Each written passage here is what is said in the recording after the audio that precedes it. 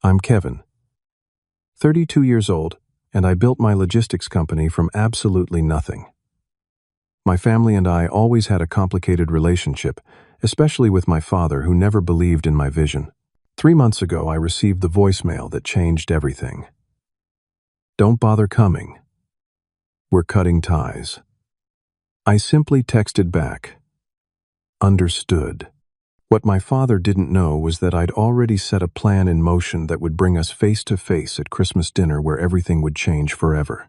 Before I tell you how I responded to being disowned by my own family, let me know where you're watching from in the comments, and hit that like and subscribe button if you've ever had to prove your worth to someone who never believed in you. Growing up in Portland, our household was defined by my father Richard's presence. He cast a long shadow over everything and everyone. A self-made man who built Wilson Transport from a single truck into a modest regional shipping company. He wore his success like armor and expected absolute loyalty and obedience from his family. My mother Susan, gentle and conflict-averse, created a buffer between his harshness and us kids, though she rarely challenged him directly. I was the middle child, sandwiched between my older sister Amanda and younger brother Ethan. From the time I was old enough to understand what my father did, I was fascinated by the business.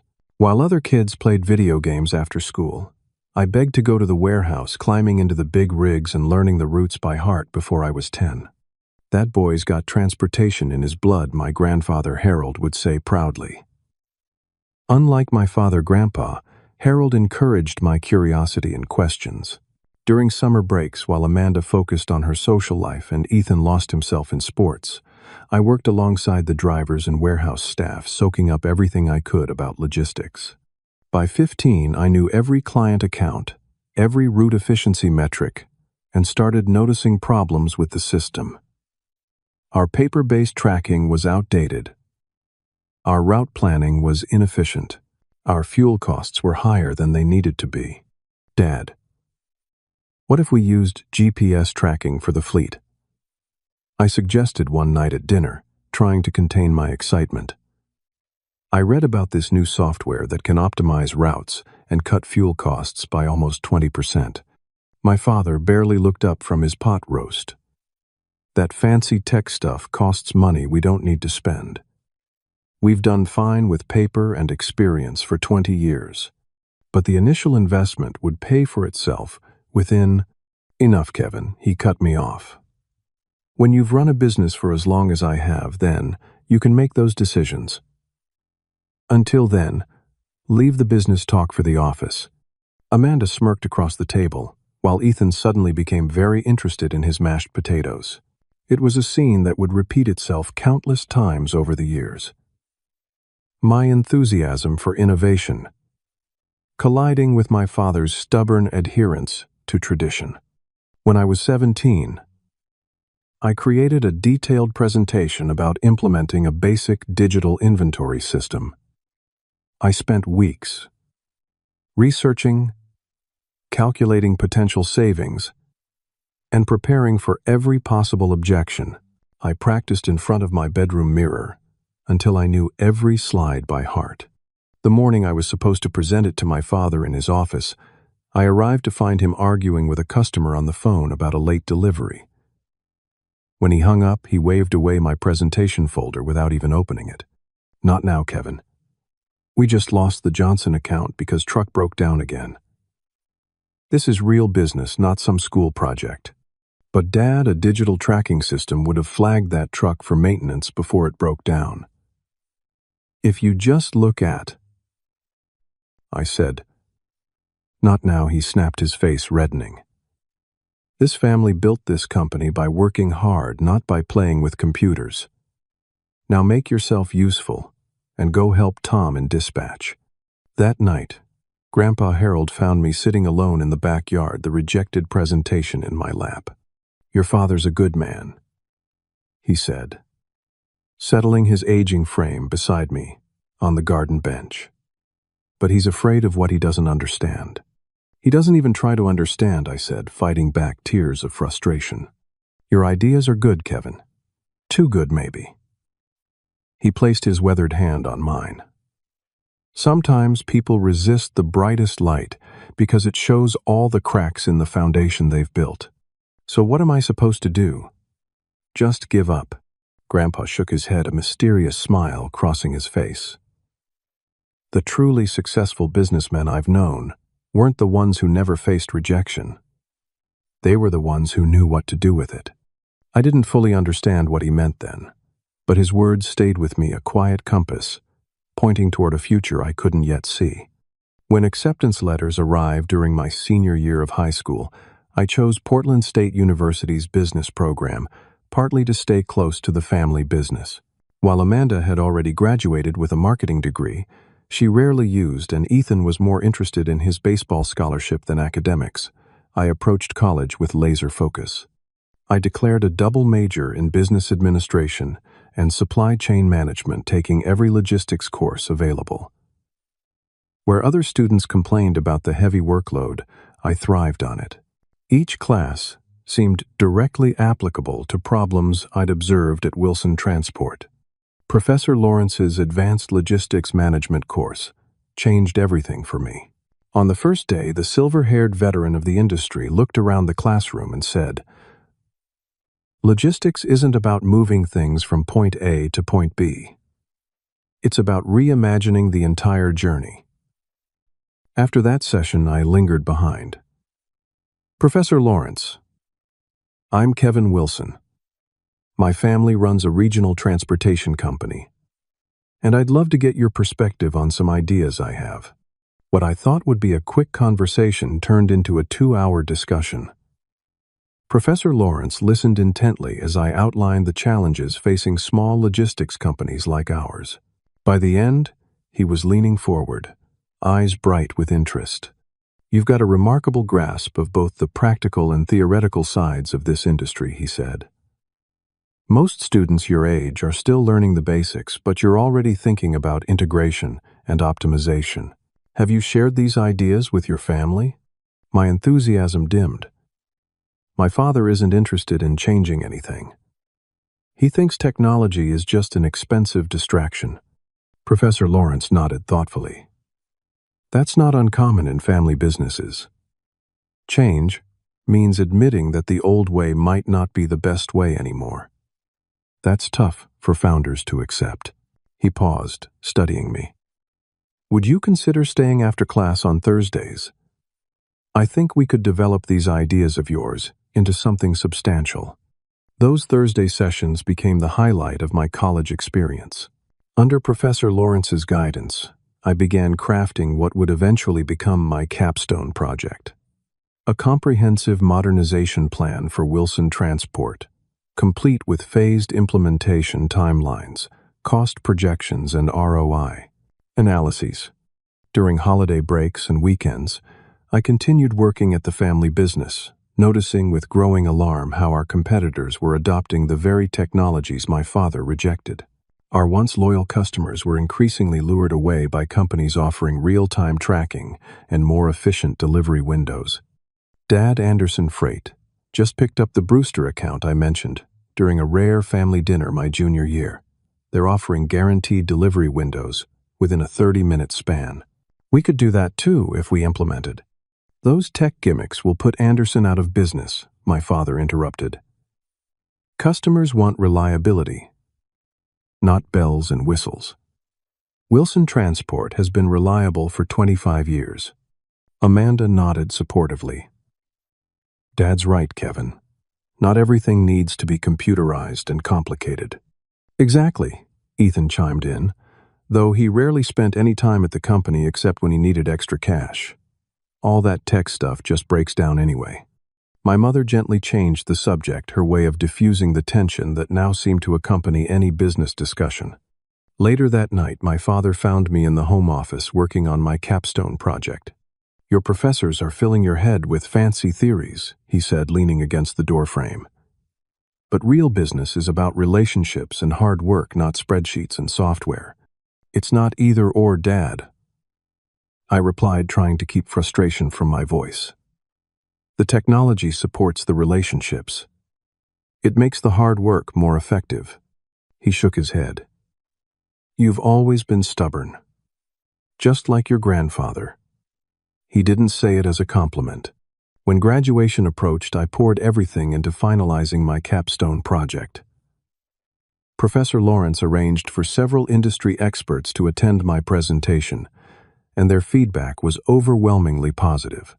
One executive even pulled me aside afterward. "If you're looking for a position after graduation, we should talk," he said, handing me his card. Ideas like yours are exactly what this industry needs. But I wasn't looking for just any position. I wanted to transform our family business to secure its future in a rapidly changing industry. With my diploma in hand and my project bound in a professional portfolio, I returned home full of hope and determination. I scheduled a formal meeting with my father, prepared to present my vision professionally and comprehensively. I'd even calculated how we could implement the first phase using the company's existing cash reserves without taking on debt. Dad, I've spent 4 years studying exactly what companies like ours need to do to survive in today's market. I began opening my presentation folder. This isn't just theory. These are proven strategies that similar-sized companies have used to grow their market share by an average of 32%. My father leafed through a few pages with a dismissive expression before closing the folder and pushing it back across his desk. "Kevin, I appreciate your education, but Wilson Transport isn't a classroom exercise. It's a real company with real employees who depend on steady leadership, not experimental overhauls." "It's not experimental," I insisted, reopening the folder to the case studies. "Look at these companies. They were in worse positions than we are, and now they're industry leaders. Enough." He stood up, his patience visibly evaporating. "I've built this company my way for 25 years. I'm not about to let a kid fresh out of college tell me I've been doing it all wrong. That's not what I'm saying." "It's exactly what you're saying," he interrupted. "And I'm telling you, in this company we do things my way. If you want to join the family business, you need to learn from the ground up, not come in trying to revolutionize everything based on some professor's pet theories." That evening, Amanda and Ethan cornered me in the kitchen. "You really upset Dad," Amanda said accusingly. "Why can't you just respect his experience?" "Yeah," Ethan added. "Not everything they teach you in those fancy classes works in the real world. Dad knows what he's doing. Do either of you actually work in the business enough to have an informed opinion?" I shot back, my frustration boiling over. "When was the last time either of you spent a full week there?" "We support Dad," Amanda replied stiffly. "That's what family does." The following morning, my father called me into his office again. His expression was stern, but calmer than the day before. "I've thought about it overnight," he said. "I'm willing to consider small, gradual changes. But you need to understand something fundamental, Kevin. In this company, we do things my way. You can join as an operations manager, learn the business properly from the inside, and maybe in a few years we can revisit some of your ideas." "A few years," I echoed, disbelieving. "Dad, we don't have a few years. The industry is changing now. That's my final offer," he said firmly. "Either do things my way, or find somewhere else to apply your theories." I sat there, the weight of his ultimatum pressing on my chest. Everything in me rebelled against watching our family legacy slowly decline when I knew exactly how to prevent it. But I also knew my father well enough to recognize there would be no real compromise. "I need some time to think," I said, finally rising from the chair. That night was one of the longest of my life. By morning, I had made the hardest decision I'd ever faced. I would have to leave Wilson Transport to prove that my vision worked. It felt like abandoning ship, but staying meant watching helplessly as our family business slowly sank. Walking away from Wilson Transport left me with nothing but my business plan, my education, and an unshakable determination to prove my concepts worked. I found a studio apartment downtown that doubled as my office, a glorified closet with barely enough room for a desk and a bed. The rent consumed most of my savings, leaving me with a 6-month runway before financial reality would force a reassessment. The first week was exhilarating and terrifying in equal measure. I filed the paperwork to establish Kevin Logistics, LLC, created a basic website, and began cold calling potential clients.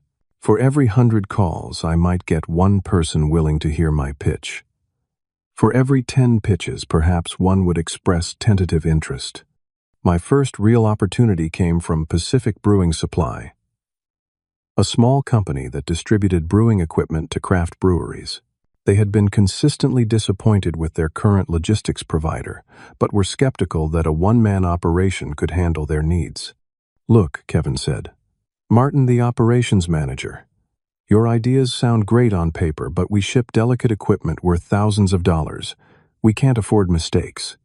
Give me your 3 most challenging deliveries," I countered. "Let me handle them personally, at cost. If I meet or exceed your expectations, we can discuss a longer-term arrangement." Martin looked doubtful but agreed. Those 3 deliveries became my obsession. I rented a truck, personally handled every aspect of the shipments, and developed a simple but effective tracking system that allowed Pacific Brewing to monitor their equipment in real time. When all 3 deliveries arrived perfectly and ahead of schedule, Martin called me personally. "Whatever you're doing, it's working," he said. "Let's talk about a proper contract." The Pacific Brewing account barely covered my expenses, but it provided something far more valuable, a reference. With one satisfied client, approaching others became marginally easier.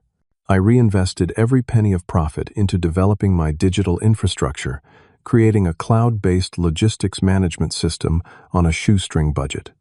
6 months in, I was still eating ramen noodles most nights, but Kevin Logistics was serving 5 regular clients. At 9 months, I hired my first employee, Jenny, a recent graduate with a computer science degree who helped refine my tracking software into something truly innovative. By the 1-year mark, I had leased a small warehouse space and added 3 used delivery vans to my fleet. What set Kevin Logistics apart wasn't just technology, but its integration with human expertise. While our competitors either relied entirely on traditional methods or implemented technology without proper training, we created systems that enhanced human decision-making rather than replacing it. Our drivers weren't just drivers. They were logistics specialists, equipped with real-time data about traffic patterns, weather conditions, and delivery priorities. Our warehouse staff didn't just move packages. They participated in continually refining our storage and retrieval systems. Everyone in the company understood how their role connected to our overall efficiency metrics. The turning point came 18 months in, when Regional Medical Suppliers, a company that distributed equipment to hospitals and clinics across 3 states, experienced a critical failure with their existing logistics provider. A time-sensitive shipment of specialized equipment had been lost in transit, potentially delaying an important surgery. I received a desperate call on a Friday afternoon. "We've heard your company has some kind of advanced tracking system," said the harried operations director. "We need to locate a shipment immediately, and our current provider can't find it." Within 3 hours, Kevin Logistics had not only located the missing equipment, but arranged for its expedited delivery to the hospital. By Monday morning, we had a contract to handle all of Regional Medical's logistics needs. A client 10 times larger than any we'd served before. That contract allowed me to expand significantly, leasing a larger warehouse, purchasing a proper fleet of delivery vehicles, and hiring a team of 15 full-time employees. As word spread about our reliability and innovative approach, more clients followed. Throughout this period of growth, my relationship with my family deteriorated further. I sent my parents and siblings birthday and holiday cards, occasionally attempting phone calls that inevitably ended with tense silence or outright arguments. My mother would sometimes call when my father wasn't home, asking careful questions about my new business without expressing too much interest, as if afraid her support might constitute betrayal. 3 years after founding Kevin Logistics, I made a final attempt at reconciliation. Wilson Transport's 20th anniversary celebration was approaching, and despite not receiving an invitation, I sent a polite note asking if I might attend. My father's response was brief and cutting. "This celebration is for people who contributed to Wilson Transport's success, not those who abandoned it for personal glory." I told myself it didn't matter, channeling my hurt into 16-hour workdays. Kevin Logistics continued to grow, expanding to neighboring states, and developing a reputation for excellence in specialized transportation needs. While we never directly competed with Wilson Transport, deliberately focusing on different market segments, industry circles were small enough that news of our success inevitably reached my family. Through business contacts and former Wilson Transport employees who now worked for me, I began hearing concerning reports about my family's company. They were losing long-term clients to more technologically advanced competitors. Their aging fleet was experiencing more frequent breakdowns. Their costs were rising, while their revenue was stagnating or declining. One evening, I received an unexpected call from Uncle Phil, my father's brother who occasionally helped with Wilson Transport's accounting. "Kevin, I probably shouldn't be calling you," he began hesitantly, "but I'm worried about the company. Richard won't listen to anyone, and things are getting serious." "How serious?" I asked, my stomach tightening. "They've lost 40% of their client base in the last 18 months. The bank is threatening to call in their equipment loans.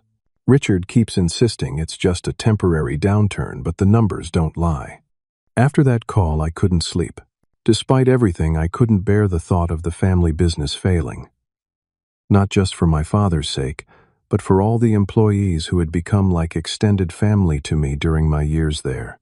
The next morning, I made a decision that would ultimately set us on a collision course toward that fateful Christmas dinner. By the time Uncle Phil called me, Kevin Logistics had grown into a regional powerhouse with a fleet of 50 vehicles, 200 employees, and a proprietary logistics management system that larger companies were offering to license. We had just opened our third warehouse facility, and were in talks to expand into 2 additional states. My life should have been completely focused on managing this growth, but I couldn't shake my concern about Wilson Transport. Against my better judgment, I called my father directly. After several attempts, he finally answered. "What do you want, Kevin?" His voice was gruff, unwelcoming. "Dad, I've heard Wilson Transport is facing some challenges. I'd like to help if I can." A harsh laugh came through the phone. "Help? The way you helped, by walking out when things got tough. We're doing fine without your help. Dad, please. The industry has changed significantly in the past few years. I have resources, now experience. We don't need your charity," he snapped. "Wilson Transport was successful before you were born, and it will be successful long after your flash-in-the-pan operation folds." The line went dead. I stared at the phone, frustration and worry churning inside me. Through industry connections, I knew exactly how precarious their situation had become. Wilson Transport had lost several major contracts to competitors, offering real-time tracking and guaranteed delivery windows. Exactly the innovations I had proposed years ago. 2 weeks later, I tried a different approach, sending a formal business proposal directly to the company address. I outlined a potential partnership between Kevin Logistics and Wilson Transport that would allow them to utilize our technology platform while maintaining their brand identity and client relationships. The numbers were extremely favorable to them, essentially offering our technology at cost. The proposal came back unopened, with "return to sender" scrawled across it in my father's distinctive handwriting. My next attempt was through my mother. I invited her to lunch at a restaurant, halfway between our respective workplaces, hoping that neutral territory might facilitate a more productive conversation. She looked older than I remembered, new lines of worry etched around her eyes. We exchanged awkward pleasantries about the weather and her garden before I gently steered the conversation toward the family business. "Mom, I'm worried about Dad and Wilson Transport. The industry has changed dramatically, and your father doesn't want me discussing company business with you." She interrupted, her eyes darting nervously around the restaurant, as if he might appear at any moment. "He says, you're just waiting for him to fail, so you can swoop in and take over." "That's ridiculous," I protested. "I want to help prevent failure, not capitalize on it." She reached across the table and briefly squeezed my hand. "I know that, sweetheart. But your father, he sees your success as a rejection of everything he built, everything he taught you. Every news article about Kevin Logistics feels like a personal attack to him." "It was never about rejecting him," I said quietly. "It was about embracing the future." "The future wasn't what he was selling," she replied with unexpected insight. "He was selling the past. His past, his achievement. Every suggestion for change felt like you were saying his life's work wasn't good enough." After lunch, I tried one more direct approach, sending a formal letter requesting a family meeting to discuss Wilson Transport's future. To my surprise, my father agreed, though his one-line response, "Sunday 3 p.m. the office," hardly suggested enthusiasm. When Sunday arrived, I came prepared with market analyses, financial projections, and a detailed proposal for integrating our company's strengths while preserving both brands. I dressed conservatively in a suit I knew my father would approve of, leaving my usual, more casual business attire at home. The Wilson Transport office looked smaller than I remembered, and noticeably shabbier. The reception area's furniture was the same as when I'd left, now showing visible wear. The company logo on the wall, once proudly maintained, had a thin layer of dust along its edges. My father was waiting in the conference room along with Amanda and Ethan. My siblings' presence surprised me. Neither had ever shown much interest in the operational side of the business. "Let's make this quick," my father said without preamble as I took my seat.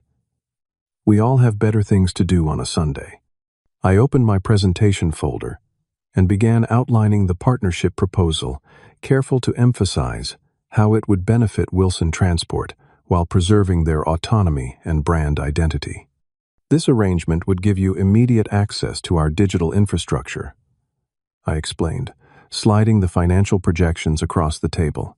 "Your clients would get the technological advantages they're currently seeking from competitors, while still maintaining their relationship with the Wilson name they trust." My father didn't even glance at the numbers. "So that's your game. Use our client relationships to boost your company, then gradually push us out." "Dad, that's not at all what I'm proposing. This is a genuine partnership that—" "Partnership," he scoffed. "You want to slap your fancy technology onto our company, making us dependent on you. That's not partnership. That's a takeover. Dad, Wilson Transport is losing clients every month to companies that offer the services I'm willing to provide at cost. This isn't about taking over. It's about survival." Amanda leaned forward, her expression cold. "How convenient that you show up offering help.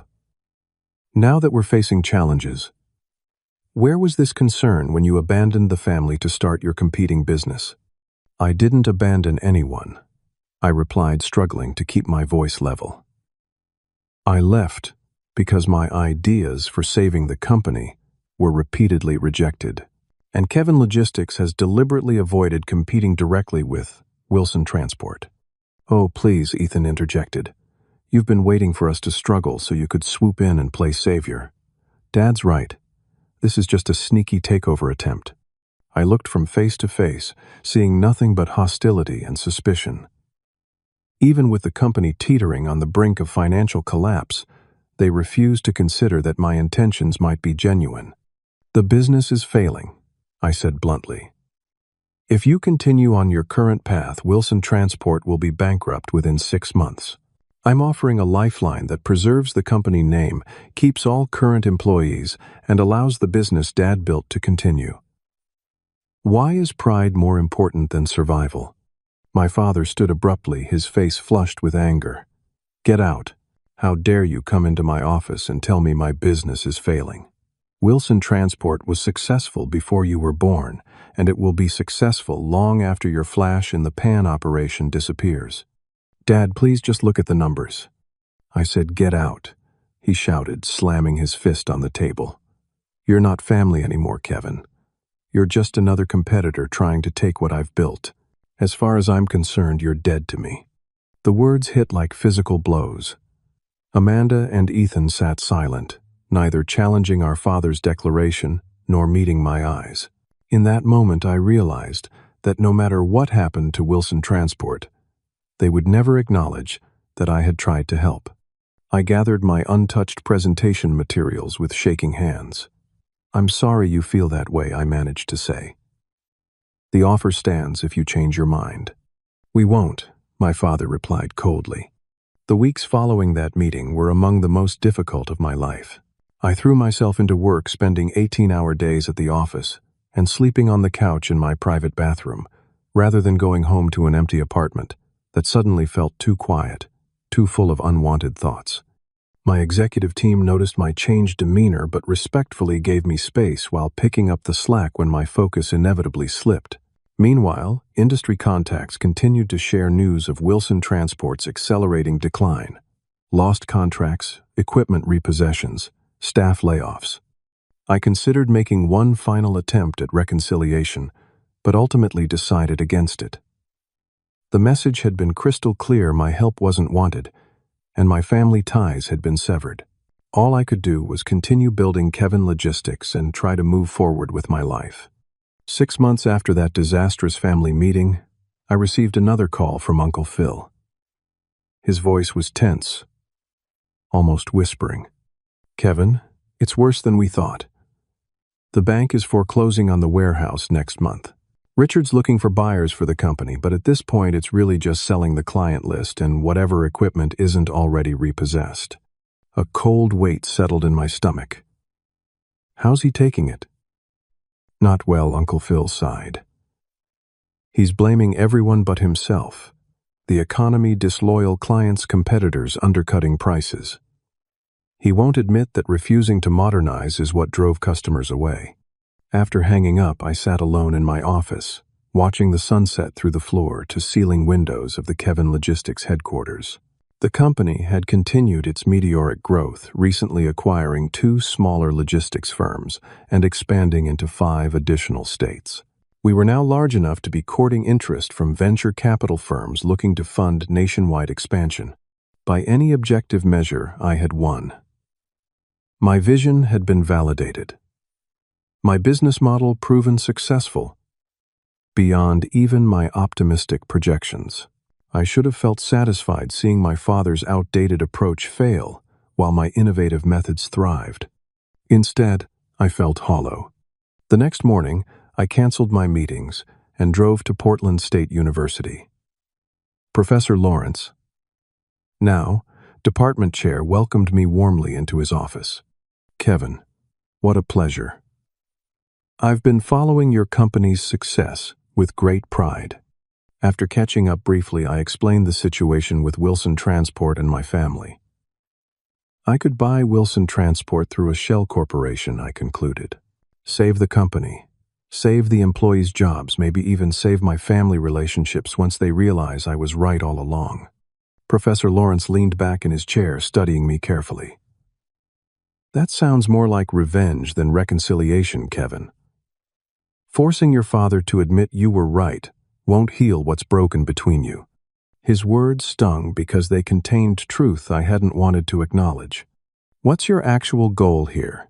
he continued gently. "To save the company, to prove yourself right, or to repair your family?" I didn't have a ready answer. "If it's truly about family," he said, "consider what happens after you reveal yourself as the buyer. Will your father be grateful? Or will he see it as the final humiliation? Being rescued by the son whose ideas he rejected. The question haunted me for days. Despite everything, I still cared about my family. I still remembered the good moments. My father teaching me to drive a truck, family camping trips, where business was temporarily forgotten, the pride in his eyes when I graduated high school as valedictorian. Finally, I made my decision. I would try to save both the company and my family relationships, but it would require careful planning and perfect timing. I consulted with my company's legal team to establish a shell corporation called Horizon Acquisitions with no public connection to Kevin Logistics or me personally. Then I hired a respected industry consultant named Jeffrey Barnes to act as Horizon's public face. Jeffrey approached Wilson Transport with an offer to purchase the company at a fair market value, higher than they would likely get from other buyers given their precarious financial situation. The offer included provisions to retain all current employees and maintain the Wilson Transport brand as a subsidiary operation. Through Jeffrey, I learned that several other potential buyers had expressed initial interest but backed away after examining the company's outdated infrastructure and declining client base. Horizon's offer was essentially the only viable option on the table. After 2 weeks of negotiations, my father agreed to the sale, likely unaware that he was effectively selling his company to his estranged son. The deal was structured to close officially after the new year, with a preliminary agreement signed before Christmas. The timeline was tight but deliberate. I wanted everything in place before the holidays, when families traditionally came together and perhaps found ways to forgive. 3 days before Christmas, I received a voicemail that confirmed my suspicions about my father's sudden change of heart toward me. "Kevin, it's your father." The message began stiffly. "Your mother would like you to join us for Christmas dinner. 3 o'clock dress appropriately. Let us know if you're coming. No mention of our estrangement. No apology for declaring me dead to him." Just a perfunctory invitation that sounded more like a business meeting than a family gathering. I knew exactly what had happened. With the sale of Wilson Transport finalized but not yet public, my father was attempting to present a united family front to the community. The successful businessman who had built a company worthy of acquisition now celebrating with his entire family, including his entrepreneur son. A narrative that conveniently erased years of rejection and conflict. I texted back a single word: understood. What my father didn't understand was that I wasn't coming to play a role in his carefully constructed public image. I was coming to reveal the truth. Not just about Horizon Acquisitions, but about my own plan for the future of Wilson Transport and our family. As Christmas approached, I finalized the details of what would happen after the acquisition. It wasn't enough to simply own Wilson Transport through a shell company. That might save the business, but it wouldn't address the deeper wounds in our family. I needed a solution that offered both business salvation and a path to personal reconciliation. The night before Christmas, I sat alone in my apartment, reviewing the documents one last time. The plan was either the most generous act of my life or the most elaborate revenge, perhaps both simultaneously. Either way, tomorrow would change everything. Christmas Day arrived with a light dusting of snow, the first white Christmas in Portland in nearly a decade. I drove slowly through the familiar streets of my childhood neighborhood, my stomach knotting tighter with each turn. The Wilson family home looked exactly as it always had during the holidays. Tasteful white lights outlining the roof, a wreath on the door, and my mother's collection of nutcrackers visible through the front window. I sat in my car for several minutes, gathering my courage and reviewing my plan one last time. In the passenger seat lay a leather portfolio containing documents that would either heal my family or fracture it beyond repair. There was no middle ground left. My mother answered the door, her face lighting up despite her obvious attempt to remain reserved. "Kevin, you came," she said briefly, embracing me before quickly stepping back as if remembering she wasn't supposed to show too much enthusiasm. "Merry Christmas, Mom." I replied, handing her a small gift bag containing the artisan tea set she'd admired months earlier during our lunch. The house smelled of roast turkey and pine, a combination that instantly transported me back to happier Christmases. In the living room, Ethan and his girlfriend were watching a football game while Amanda arranged presents under the tree.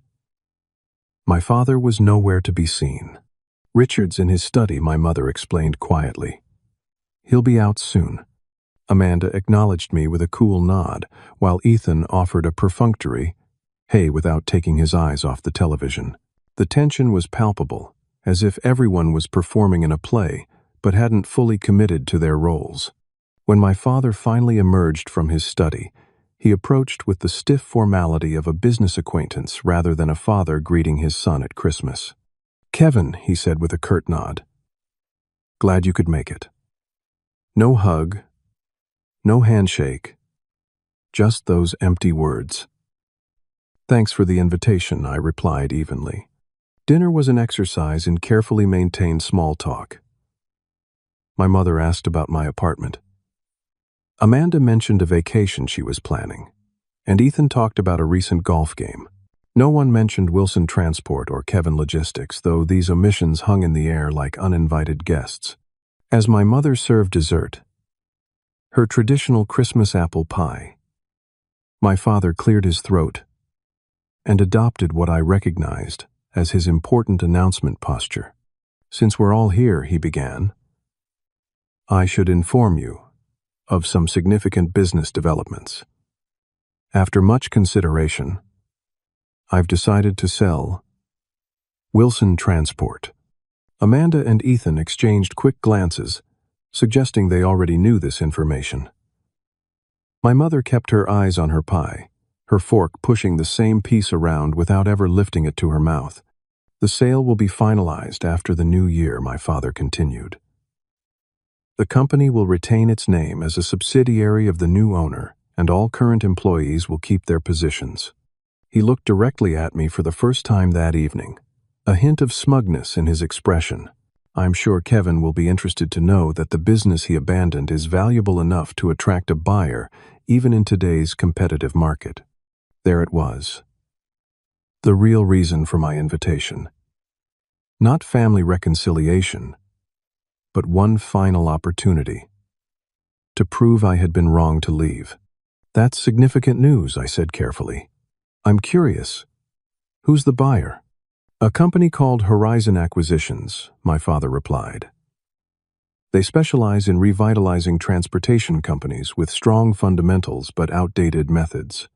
"Outdated methods," I repeated, allowing a hint of surprise to color my tone. I thought Wilson Transport's traditional approach was its strength. My father's jaw tightened momentarily before he forced a smile. Times change. Sometimes adaptation is necessary for survival. Amanda jumped in, her voice overly bright. "Dad got an excellent price considering the market.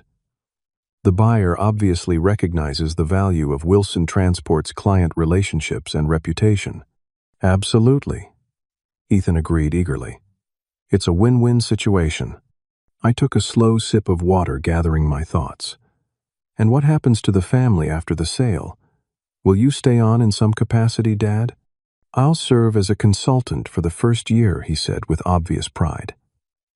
"After that, I'll enjoy a well-deserved retirement.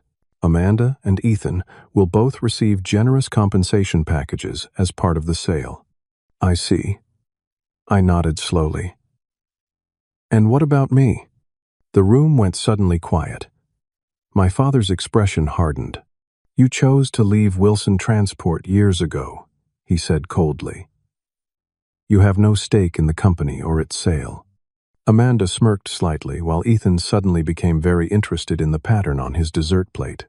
"So, to be clear," I said, keeping my voice level, "Amanda and Ethan, who have contributed minimally to the company's operations, will receive financial compensation while I get nothing. You get the satisfaction of running your own successful company," my father replied dismissively. "Which I'm sure is all you ever wanted." I nodded thoughtfully. "And this buyer, Horizon Acquisitions, what do you know about them?" "They're a subsidiary of a larger logistics conglomerate," my father replied, a hint of defensiveness creeping into his voice. Very professional operation. Their representative, Mr.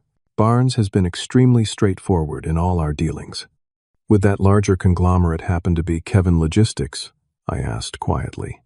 The room went completely still. My father's face froze in mid-expression, his fork suspended halfway to his mouth. "What did you say?" he finally managed. "Horizon Acquisitions is a shell company created by Kevin Logistics," I explained calmly. "Mr. Barnes works for me. Dad, I am Kevin Logistics." The silence that followed was absolute, broken only by the distant ticking of the grandfather clock in the hallway. My mother's hand flew to her mouth, while Amanda and Ethan exchanged panicked glances. My father's face flushed deep red, then drained to an alarming paleness. "This is some kind of sick joke," he whispered. "It's not a joke," I replied, opening the portfolio I'd brought and sliding the incorporation documents for Horizon Acquisitions across the table. "I created Horizon specifically to purchase Wilson Transport. You," my father began, then stopped, seemingly unable to form a coherent thought. "You went behind my back, pretended to be another company just to, what, humiliate me. Prove you were right all along." "No," I said firmly, "to save the company you built, to preserve your legacy. By purchasing it out from under me," he demanded, his voice rising. "By making me unwittingly sell my life's work to my own son. By giving it a future," I countered. "By ensuring that Wilson Transport survives when every other potential buyer walked away." My father pushed back from the table abruptly, his chair scraping loudly against the hardwood floor. "I won't allow this. The deal isn't finalized yet. I'll call the lawyers tomorrow and cancel everything. You can, I acknowledged. But then Wilson Transport will likely face immediate bankruptcy. The bank is preparing to call in their loans after the holidays. You know that's why you accepted the Horizon offer so quickly." My father's silence confirmed the truth of my statement. "But here's what you don't know." I continued, pulling another document from my portfolio. "This is the real plan. What happens after the acquisition?" I placed the document on the table, sliding it toward the center, where everyone could see it. It was a detailed organizational chart showing the proposed integration of Wilson Transport and Kevin Logistics. "I'm not absorbing Wilson Transport or eliminating it," I explained. "I'm merging our companies into a new entity that preserves both legacies. Wilson Kevin Logistics, with specialized divisions that play to each company's historical strengths." I pointed to specific positions on the chart as I continued. "Dad, you're not just a consultant. If you want it, you'll be Chairman Emeritus, with actual authority over the traditional shipping division, the part of the business you've always excelled at. Amanda, your marketing background would be perfect for our client relations department. And Ethan, if you're interested, there's a position in business development that would utilize your people skills." I looked around at their stunned faces. This isn't about humiliation or revenge. It's about combining our strengths instead of fighting over our differences. It's about family. The silence that followed my revelation seemed to stretch into infinity. My mother was the first to react, reaching across the table to squeeze my hand, tears brimming in her eyes. "You did all this to save the company?" she asked, softly. "To save the company and the family," I corrected. "I could have let Wilson Transport fail, and then purchased the client list at bankruptcy auction. That would have been easier and cheaper, but it wouldn't have preserved what Dad built. And it wouldn't have given us a chance to heal." My father remained silent, staring at the organizational chart with an unreadable expression. Amanda and Ethan exchanged glances, their earlier smugness replaced by uncertainty. "Why?" my father finally asked, his voice uncharacteristically subdued. "After everything, after I told you that you were dead to me, why would you do this?" I considered my answer carefully. "Because Despite everything, we're still family. And because the vision I've always had wasn't about proving you wrong. It was about making something better for all of us. So what happens now? Ethan asked, breaking his unusual silence. That depends on all of you, I replied. The merger plan is real, and the positions I outlined are available if you want them. But they're not obligations or charity. They're opportunities to be part of something bigger than either Wilson Transport or Kevin Logistics could become separately. And if we say no? Amanda asked, a hint of her usual defiance in her tone.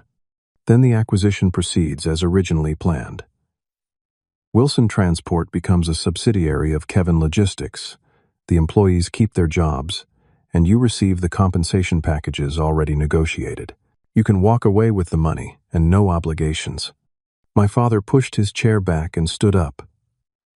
I need some air, he said abruptly, heading for the back door that led to the garden. After a moment's hesitation, I followed him. The winter air was crisp, our breath forming small clouds in the darkness. My father stood with his back to me, hands gripping the railing of the deck my grandfather and I had built together the summer before I left for college. You know what the hardest part of all this is? He asked without turning around. Not that you were right about the technology, not even that you built a more successful company than mine. It's that you did exactly what I raised you to do. You saw a problem, and you fixed it no matter how difficult. You're more like me than either of us wanted to admit. I learned persistence from you. I acknowledged, moving to stand beside him. The willingness to work through problems, rather than around them. He nodded slowly. When you left, I told myself you'd fail without my guidance. Then when you succeeded, I told myself it was just luck or novelty. I couldn't admit that you'd seen the future of the industry more clearly than I had. We saw different parts of the same picture I offered. You understood the human side of logistics, the relationships, the trust, the personal touch. I saw how technology could enhance those human connections, not replace them. Neither of us was completely right or wrong. He turned to face me, for the first time, his expression softer than I'd seen in years. Your grandfather would be proud of you. He always said you had the vision to see beyond the horizon. The mention of Grandpa Harold brought an unexpected lump to my throat. He also told me that the mark of a true businessman isn't never facing rejection, but knowing what to do with it. A ghost of a smile crossed my father's face. Sounds like him. He paused, visibly struggling with his next words. I was wrong, Kevin. Not just about the business, but about you. About us. My pride nearly cost us everything. Coming from my father, this admission was seismic.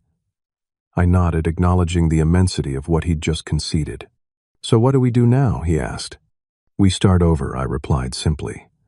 Not just the business, but the family. It won't be easy, and it won't happen overnight. But if we're all willing to try, we can build something stronger than before. When we returned to the dining room, the atmosphere had shifted. My mother had made coffee, and Amanda and Ethan were studying the organizational chart, with more curiosity than hostility. I have questions about this client relations department, Amanda said as we sat down. Would I have autonomy to implement my own strategies within the broader company framework? Yes, I replied, surprised and pleased by her engagement. Your experience with Wilson Transport's client base would be invaluable. Ethan looked up from the chart. And this business development role, what exactly would that entail? As we discussed the details of the proposed merger, the conversation gradually transformed from tense negotiation to genuine dialogue.